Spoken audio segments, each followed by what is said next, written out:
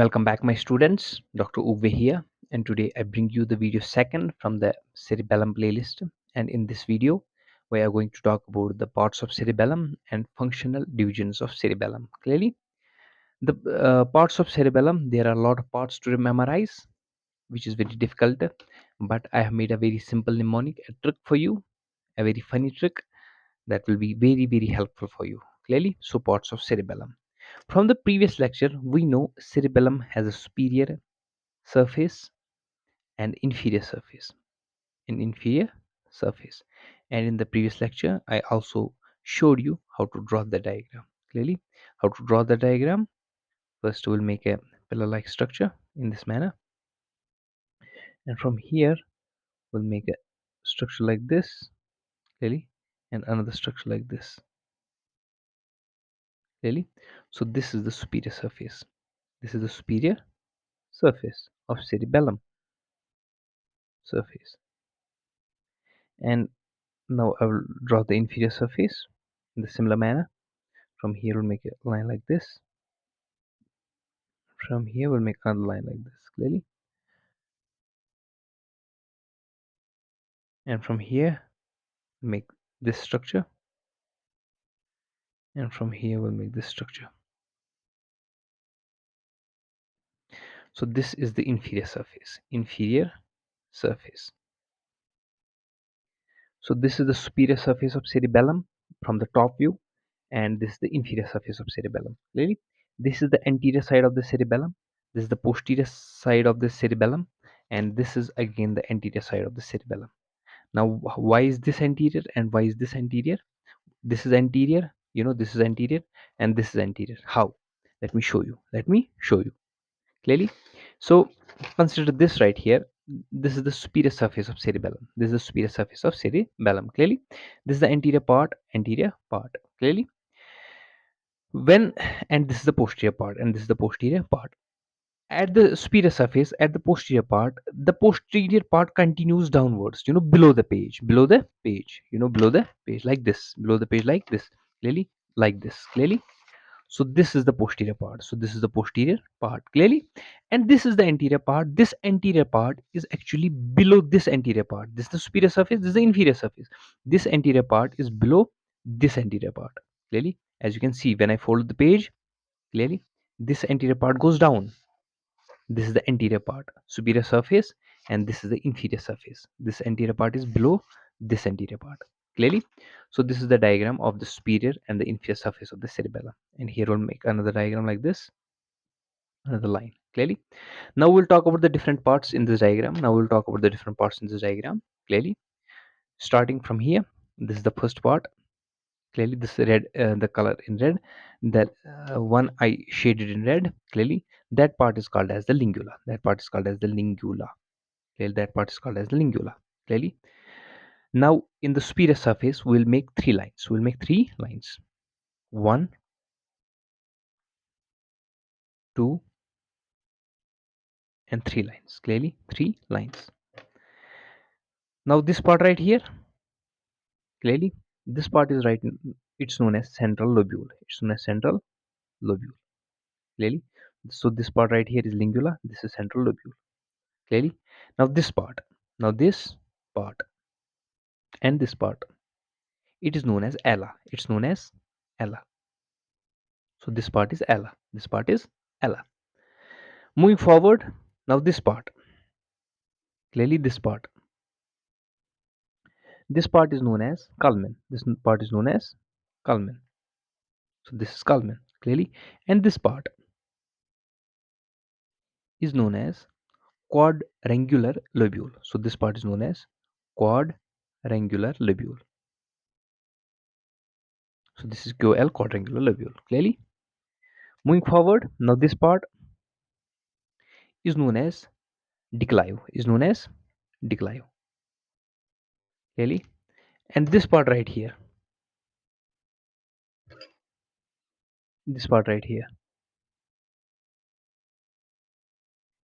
clearly, it is known as simplex lobule. Simplex lobule.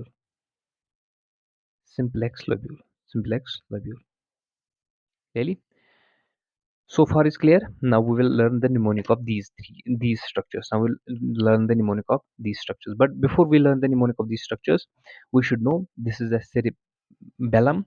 This is the right cerebellum hemisphere. This is the left cerebellum hemisphere. Clearly, this right and left cerebellum hemisphere are connected by this middle structure, this pillar structure that I made. That's called a worms. That's called a worms. So so there are some structures in the worms and there are some structures in the cerebellar hemisphere. Clearly, now let's begin. Now let us begin. So our mnemonic is ladies care about cute questions during sleep. So what is L? L means lingula. L means lingula. So lingula. Then we have the C care. That's CL. That's the central lobule. Then we have the A. That's about. That's the ala. Clearly. Then we have the cute. That's C. That's culmen. Clearly. Then we have the Q. That is the quadrangular lobule. Then we have the D. That is the declive. And we have the S. That means simplex lobule. Clearly. So far is clear. Now in these structures, this L lingula, this central lobule, and this culmen, and this structure, that's the declive, these are in the these are in the middle structure. These are in the worms. These are in the worms. Clearly, these are in the worms. Clearly, while as ala, quadrangular lobule, and simplex lobule are in the cerebellar hemisphere. Now moving forward. This part right here, clearly, it is folium. And this part right here is known as superior semilunar lobule. Clearly, these are the structures in the superior surface. Now moving on to the inferior surface. In inferior surface, we'll make only one line that's like this. Clearly, and about this structure right here, it is known as tuber. Clearly, it's known as tuber. And this structure is known as inferior semilunar lobule. Clearly. Now moving forward. This structure right here, up to this structure, it is known as pyramid. So this is pyramid. Clearly, P.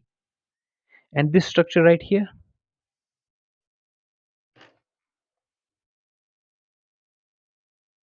is known as biventral lobule. Biventral lobule. Clearly, lobule. Now moving forward, this structure right here,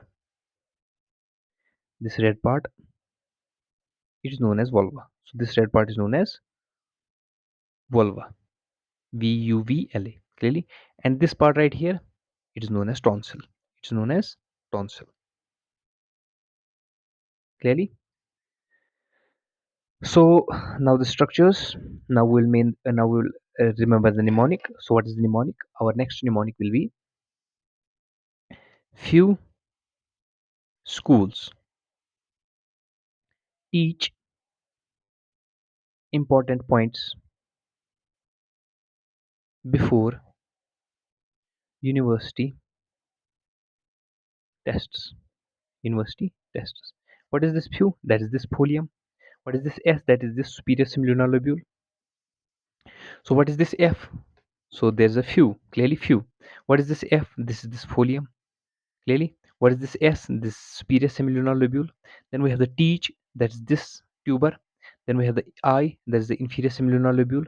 Clearly, then we have the P is this pyramid. Clearly, then we have the B is this biventral lobule. Clearly, then we have the U is this vulva, and then we have the testis, that is this tonsil. Clearly, these are the structures in the superior and the inferior surface of the cerebellum. Clearly, so these are lot of names, but our this mnemonic, ladies care about cute questions during sleep, and another mnemonic, few schools teach important points before university tests. These two mnemonic will make, I think it should make this thing easy for you. Clearly, now if we look at the diagram, the same diagram which is given in the BDC. Now let's look at the diagram. This is the diagram given in the BDC. So this is the lingula. Clearly, and these are the structures in the vermis, and these are the structures in the cerebellar hemispheres.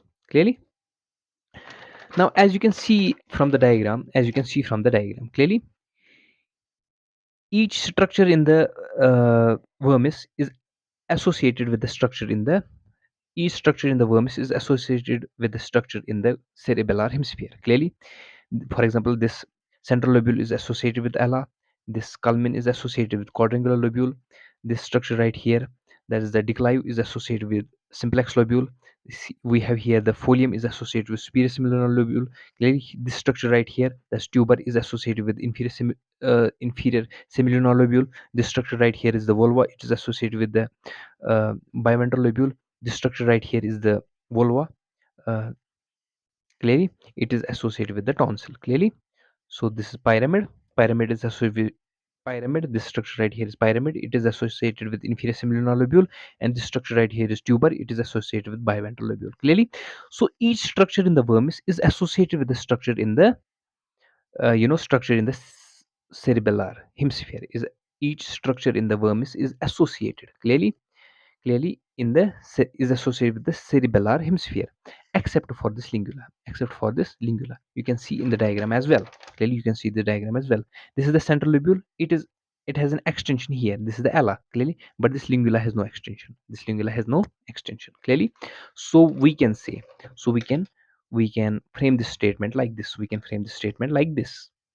Each part, each part each part of vermis has a lateral extension. Has a lateral extension. However, however, the lingula does not have any lateral extension. Clearly, so with this lingula does not have any lateral extension. So these are the parts of the cerebellum. Very easy. Now we will move on to the functional divisions of cerebellum. Now again, we'll make a structure of the superior and inferior surface of the cerebellum like this. So this is the vermis, clearly, and here we have here the superior surface. This is the superior surface, and here we'll make the inferior surface. Clearly, this is the inferior surface, and here we have the flocculus and nodule. This part right here is known as nodule, clearly, and this is known as flocculus. This is the inferior surface. This is the inferior surface, clearly. So this is the superior surface and the inferior surface, clearly. This superior surface and inferior surface is divided into three longitudinal zones. Clearly, this is the first longitudinal zone, this part.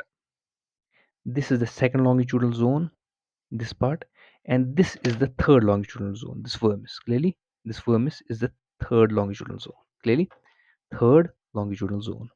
Clearly, similarly from this side, this is the first longitudinal zone. This is the second longitudinal zone. Clearly,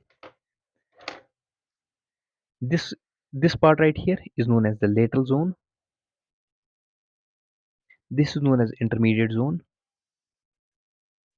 and this is known as the median zone or vermis. Median zone or vermis or vermis. Clearly, we can see this from the diagram. Clearly, so this is the diagram, figure 6.6a from the BDC. This is the lateral zone, this is the intermediate zone, and this is the vermis or the median zone. Clearly, so what we'll talk about the functional divisions. Functional divisions. Functional divisions of cerebellum. We have three longitudinal zones, which are the lateral zone, where just the intermediate zone, and we have here the vermis or the median zone. Clearly, now we'll talk about the lateral zone. Few two points in each zone, and that will complete our lecture. Clearly, so what in the lateral zone, it connects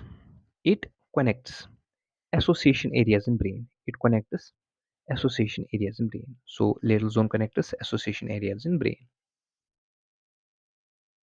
Clearly. And number second point, it is involved. It is involved in planning, programming, and coordination. And coordination of muscular activities of entire body. Clearly. So this lateral zone, it connects association areas in the brain. It is involved in planning, programming, and coordination of muscular activities of the entire body. Clearly. So this is the function of this lateral zone. Now we will talk about this intermediate zone. We'll talk about this intermediate zone. Intermediate zone. Intermediate zone. It it has motor control. It controls motor activities. Clearly. So we can say it has motor control. Control. Control of hands and feet. It has motor control of hands and feet. Clearly. How? Via rubrospinal tract. Via rubrospinal tract. Rubrospinal tract. I have explained these rubrospinal tract in the tracts of spinal cord. Now vermis, or the third zone, that's known as the median zone. Median zone. What is the function of this median zone? It controls muscles. It controls muscles. Muscles of what? Muscles of shoulder, muscles of neck, muscles of hip, muscles of trunk. Clearly, it controls muscles of shoulder, neck, hip, and trunk. Clearly, how it controls? Via through vestibulospinal tract, vestibulospinal tract, and it or reticulospinal tract and reticulospinal tract. Clearly, so these are the three functional zones of the cerebellum. Clearly, so our topic today was very simple. It was just diagrammatic topic. Parts of cerebellum. For the parts of cerebellum, we can refer to the diagram of the BDC. This is the diagram of the BDC, figure 6.4. And for the functional divisions of the cerebellum, refer to the diagram of the 6.6 of the BDC, lateral zone, intermediate zone, and vermis, or the median zone. Thank you very much. Keep watching. I'll be back with the next lecture. Thank you very much. Keep studying, because that's the only way.